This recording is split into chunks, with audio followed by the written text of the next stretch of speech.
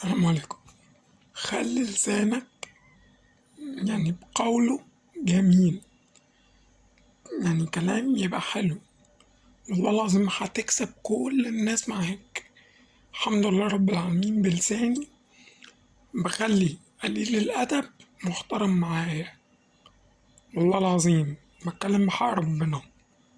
الحمد لله رب العالمين.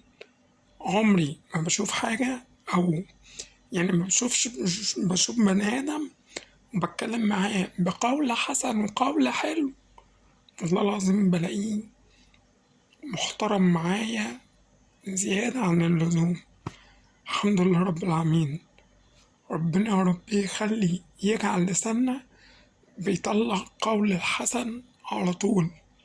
أهم حاجة الكلمة الطيبة. الكلمة الطيبة في وش أخيك صدقة.